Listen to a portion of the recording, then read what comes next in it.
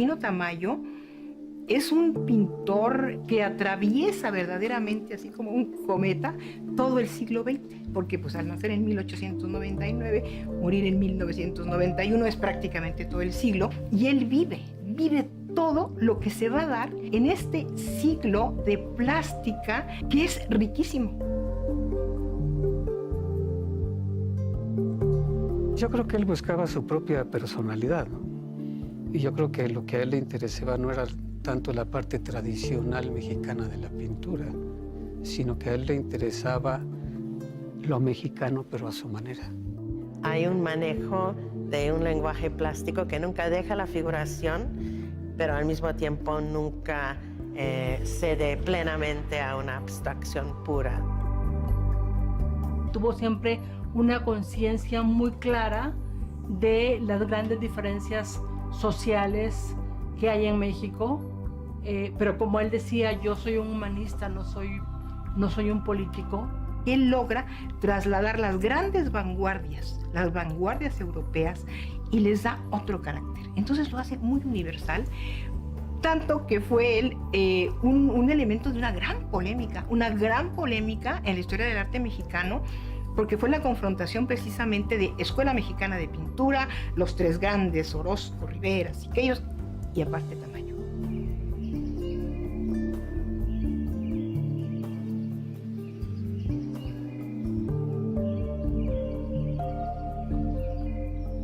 Tamayo tenía recuerdos no gratos, precisamente, de su infancia. Vivían literalmente en una vecindad, en una casa en Oaxaca, en la ciudad de Oaxaca. El padre abandonó el hogar cuando él tenía 4 o 5 años. Su papá, yo no sé bien en qué momento los abandonó, tristemente. Para él esto lo marcó muchísimo, porque pues se ve que fue muy duro para él y adoraba a su mamá. Y entonces ya se quedó viviendo pues con la mamá y con los tíos, que eran hermanos de la mamá. Prácticamente muy inmediato a la muerte de la madre, Tamayo se inventó que el padre había muerto también y que él estaba huérfano. Cuando Tamayo tenía 22, 23 años, el padre le dedicó una foto y Tamayo no quiso aceptar la fotografía y la devolvió. Todo eso pues sí lo debe de haber marcado, tanto que se cambió el nombre. En lugar se puso Rufino Tamayo en lugar de Rufino Arellanes Tamayo. Y entonces, no sé, poco tiempo después se vinieron a la Ciudad de México los tíos y él se vino con ellos. Tenían un negocio de fruta en la Merced y eso también lo marcó muchísimo porque el contacto con el colorido que tiene la fruta siempre le fascinaba.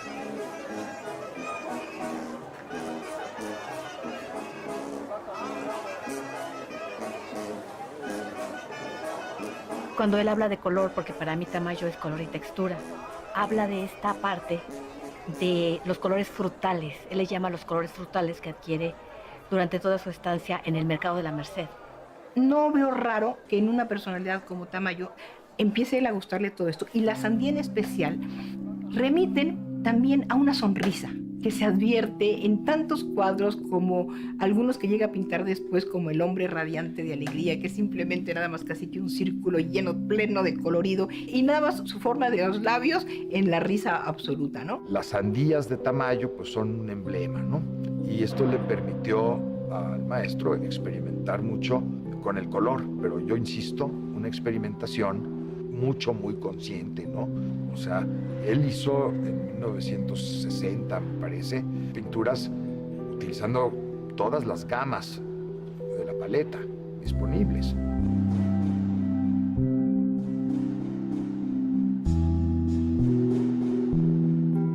Los tíos con los que lo estaban educando querían que estudiara comercio y a fuerza querían que estudiara comercio. Y entonces, pues él era algo que no le llamaba la atención. Y entonces se metió a la escuela de San Carlos. Fue un alumno que no siempre siguió las reglas y él quería pintar de otra manera. Él quería pintar lo que veía e interpretarlo según su deseo, ¿no?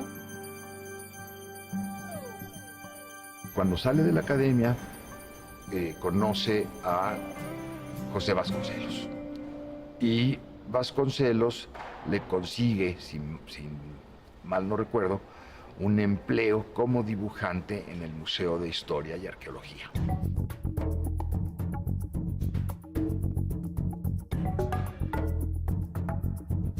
Hace suponer todo esto que él era muy bueno como dibujante.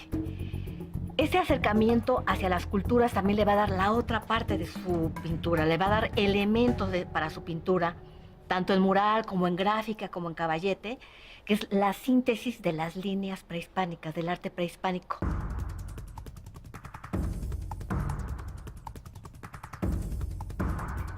En mi tío Rufino nació un amor increíble por el arte prehispánico, tanto que vemos aquí algunas piezas prehispánicas elegidas por ellos. Esto se refleja en su pintura, obviamente.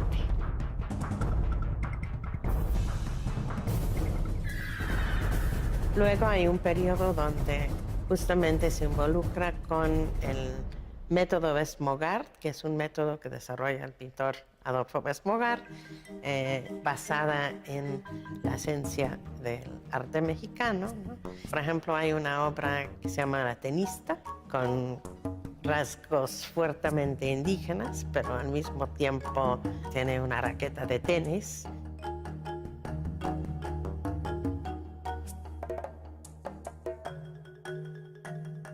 Aquí vemos cómo Rufino, pues realmente desde los 20 ya está en la plástica mexicana, y en este momento sí es un Rufino como un poco más adscrito a las formas figurativas de la parte prehispanista.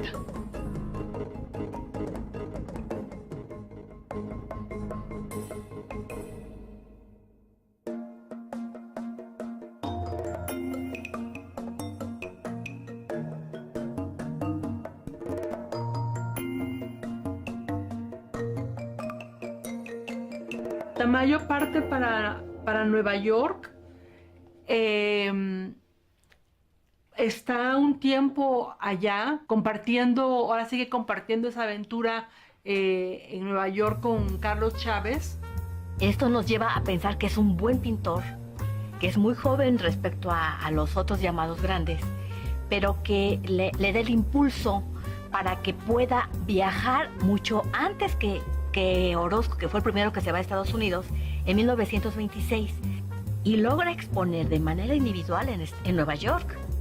Vendió obra gráfica y vendió algunos óleos, y con ese dinero lograron regresarse a México, y Tamayo se dedica a dar clases de pintura en la Academia de San Carlos, y ahí conoce a María Izquierdo. En varios de sus cuadros de la primera etapa, que es la de los años 20, en que está esta etapa cuando él vive, por ejemplo, con María Izquierdo, hay dos desnudos muy adscritas a la volumetría de la estatuaria prehispánica, y que se sabe, bueno, son como retratos de María Izquierdo, y ahí aparece siempre una especie como de aro colgando y un pajarito por ahí.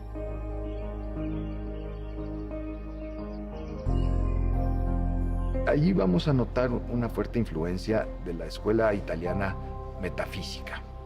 Y, no sé, hay unos cuadros muy conocidos, un bodegón con una pierna humana, o varias pinturas de caracoles, etcétera, ¿no? Vemos una paleta mucho más terrosa, mucho más cercana a la pintura metafísica de Giorgio Chirico. Incluso su mismo autorretrato que presenta en Estados Unidos son estos colores tierra, estos colores que nos recuerdan un poco al barro negro de Oaxaca, al barro ahumado, y siempre se va a ver esta parte surreal en los angelitos que pone y que cuelgan y esferas y que no sabemos de dónde surgen, ¿no?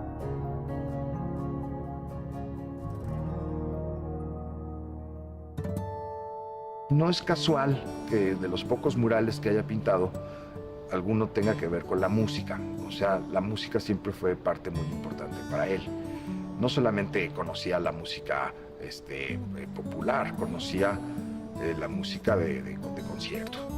Posteriormente, Tamayo hace un mural en el conservatorio, en la escuela de música, y allí conoce a Olga.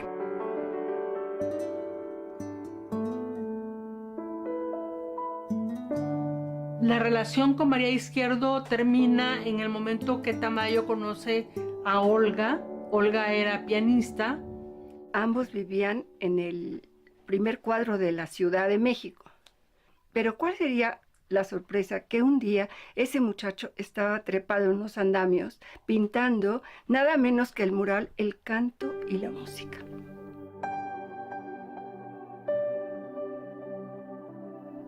Y una de las mañanas, mi tía Olga se dirigió a ese pintor y le dijo: oiga, lo que está usted pintando no me gusta, son unos monos horrorosos. Le dice, no me esté molestando, le dice mi tío. Como déjeme en paz, pero ella se fijó en ella. Entonces ya empezó a tratarlo y todo, y pues se casaron a los 5 meses. Un día, paseando por la Alameda, mi tía Olga le dice: oye, Rufino, quiero casarme contigo, tú me gustas. Y mi tío Rufino le contestó: sí, ¿cuándo?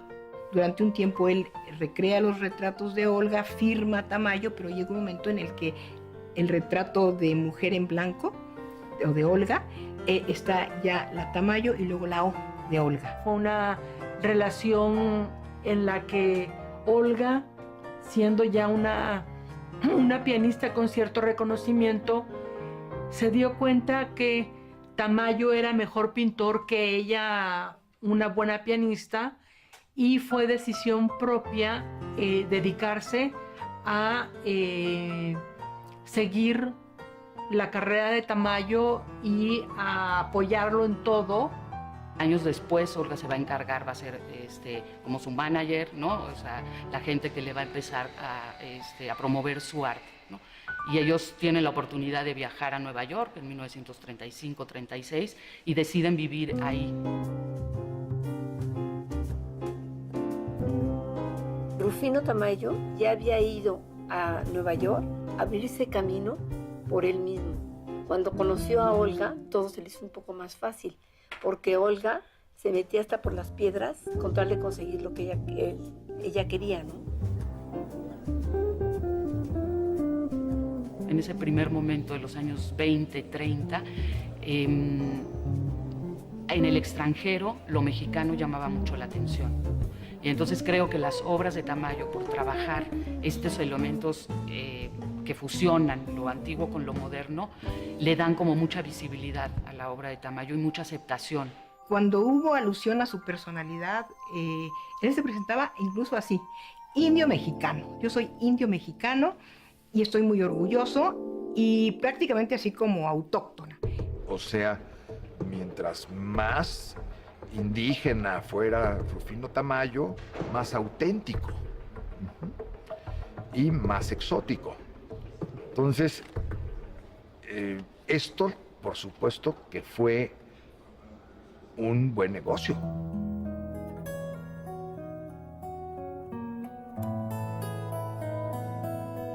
En una ocasión su esposa Olga le dice: oye, Tamayo, yo creo que tú no eres indio, ¿por qué insistes en que te llamen indio? ¿No? Y él pues le contesta, le dice: sí, pues yo sé que no soy indio, pero bueno, siempre en mi sangre corre la vena indígena, ¿no? Es un artista folclorizante ante los ojos del extranjero.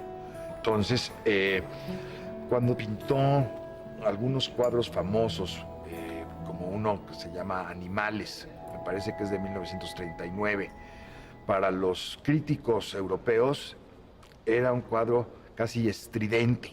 O sea, los colores de este artista mexicano que contrastan con estos naranjas chillones y no sé qué.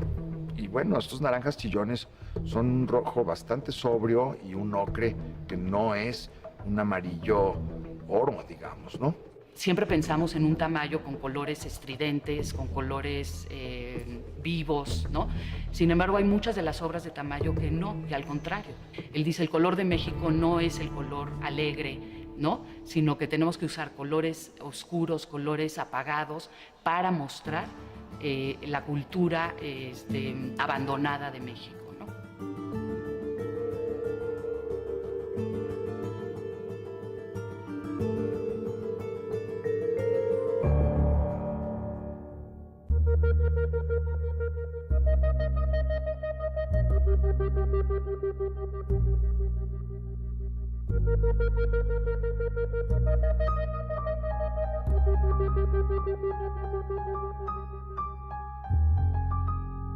Tamayo fue el que abrió brecha en los Estados Unidos como un pintor contemporáneo. Que no sea tan querido como los otros tres, pues quizás se deba a que los otros tres son el emblema del muralismo, ¿no?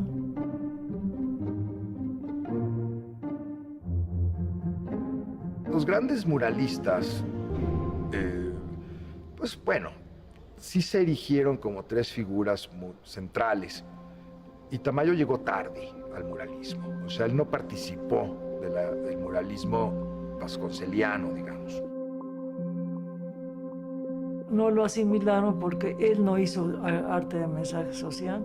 Y sí hizo algunas cosas de mensaje social, pero no quiso constreñir su producción a hacer arte de mensaje social porque pensó que eso era propaganda. Los muralistas habían formado parte de la Liga de Escritores y Artistas Revolucionarios y uno de los puntos del manifiesto era prohibir la pintura de caballete. Entonces, Tamayo era un burgués. Simplemente Tamayo decía, el arte es universal y el artista debe tener libertad.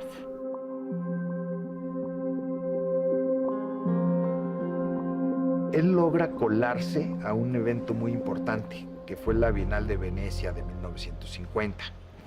O sea, la delegación mexicana estuvo conformada por los tres grandes y Rufino Tamayo. Cuando participa en la Bienal de Venecia, él tiene la oportunidad de quedarse en París, ¿no? Entonces, pues de alguna manera ya estuvo en Nueva York, ¿no? Ya es reconocido en México y le faltaba Europa. Él ya empieza a tener muchísimo éxito en París principalmente y por supuesto también entra en contacto con los artistas franceses.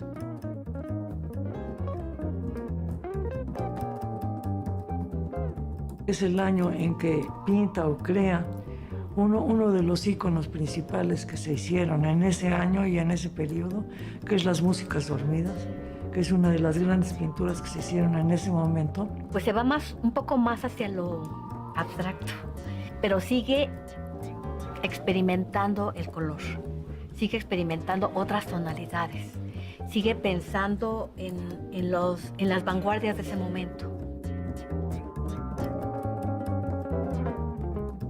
Todos esos 6 años que mi tío vivió en París, para él fueron años difíciles.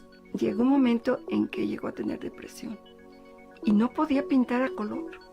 Eso le desesperaba y le decía, Olga, ¿qué estamos haciendo aquí? El invierno los hizo sentir una enorme nostalgia por México. Entonces decidieron vender la casa y decidieron regresar a México. Cuando él llega a México, él se pone feliz porque pinta un cuadro de sandías. Inmediatamente vino el color a él.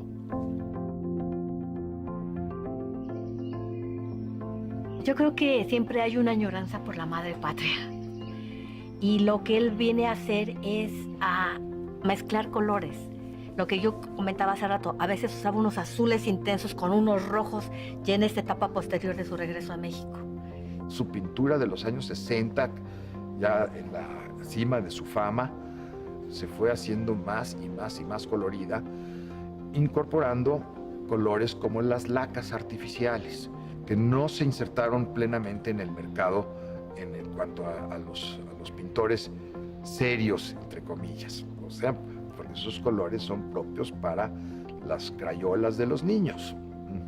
Lo vemos mucho más cercano hacia lo que decía el art brut, todos estos plásticos metidos en la obra, o sea, haciendo experimentos. Eso es lo que estaba haciendo.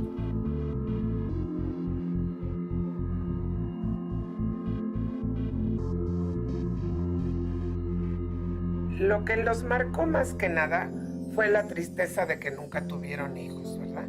Entonces, desgraciadamente, la vida pues no se los permitió. Mis tíos se hacían la pregunta de ¿qué vamos a hacer con nuestro dinero? Olga, ¿no?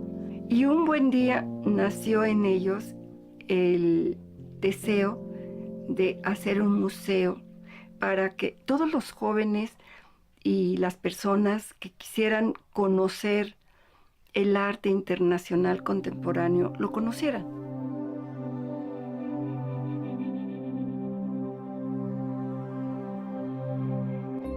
Originalmente es una empresa privada la que hace que se le construya ese museo. La gran colección que tiene, eso hace que se construya ese museo y que además él, como no tiene hijos, no tuvo hijos, pueda donar toda esa obra que coleccionó durante toda su vida, ¿no? Las obras que reunió Tamayo para su colección, pues debe ser vista porque las reunió Tamayo para un museo Tamayo de arte contemporáneo que está en un lugar privilegiado de la ciudad. Que se junten obras hechas por Tamayo para que ahí vayan a dar, no. Porque está bien que esté repartida la producción de Tamayo en varias partes, ¿no?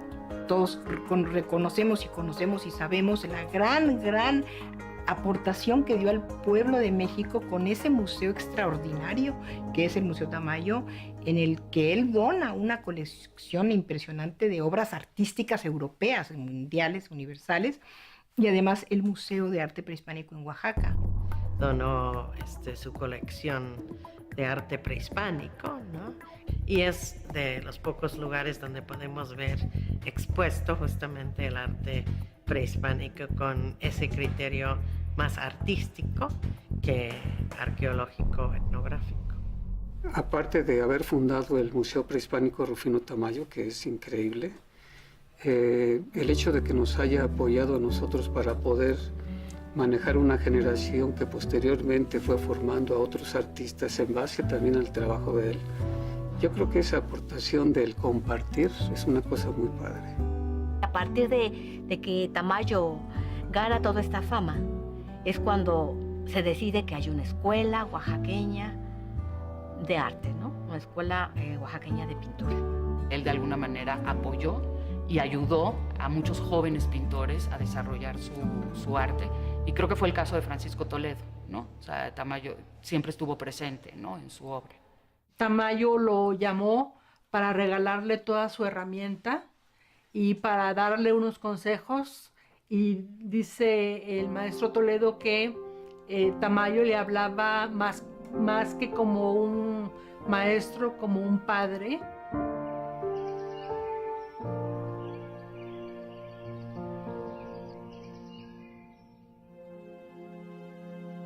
Tamayo había estado muy enfermo de dolor de estómago y con los análisis que le hicieron vieron que tenía una obstrucción intestinal y que era inminente operarlo. Fue pésimo, realmente yo creo que él podía haber vivido mucho más años si no lo hubieran operado. Haber pintado, ya desgraciadamente tampoco tuvo el ánimo de pintar. Su último cuadro, El niño del violín, que es una preciosidad, pero ves los ojos colorados de adentro, como de alguna manera un poco su dolor de ese momento porque ya no pudo pintar. Él gozaba de entrar a la alberca y demás, pero se debe de haber enfriado y le vino una neumonía tremenda. Entonces, él fallece por la mañana del 24 de junio de 1992. Mi tía dijo una cosa que yo le escuché y dije, ¿cómo? Dijo, mi vida comienza de hoy en adelante. Simplemente por amor se había entregado a ese hombre en cuerpo, alma, espíritu, todo. Le llamó de inmediato a Teodoro González de León y le dijo, ¿sabes? Quiero que los restos de Rufino queden en el Museo Tamayo. Olga, después de la muerte de Tamayo, estando en la casa de Cuernavaca, después de tomarse un tequila, le dio un derrame cerebral fulminante y falleció. Y sus cenizas están guardadas junto a las cenizas de Tamayo. Yo creo que Tamayo dejó mucho, ¿no? O sea, tanto en su propuesta pictórica como en su contenido y en su ideología. Había hecho de la pintura no una pintura regional, sino una pintura universal. Y yo creo que es una cosa que muy pocos podemos hacer. Fue, yo creo, un artista reconocido en todo momento. Él había sencillamente abierto otra ruta para el arte mexicano. Toda la pintura de Caballete de Tamayo tiene coleccionistas muy notables. Además, representa una vena del arte mexicano que es a la vez vanguardista, mexicano y europeo, las tres cosas a la vez.